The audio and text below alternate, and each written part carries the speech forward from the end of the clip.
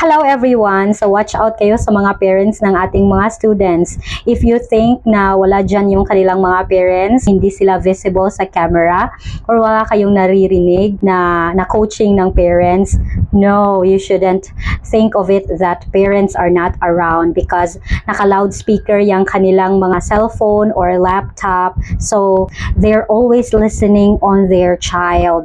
So dapat na palagi nating i-assume that parents are just around the corner. And as to experience, 95% talaga ng mga parents nandyan lang sa tabi-tabi at nakikinig while the student is having a class with us. Kikinig sila sa teacher at saka nakikinig din sila kung nagko-cooperate yung student. So, have to watch out. And syempre, mayroon namang konting porsyento na wala yung kanilang mga parents, but most of the time talaga 95% nakikinig yung kanilang mga parents. So, let us always think that someone is really listening to us while we are having our class. So, let's do our best para magka-good feedback tayo.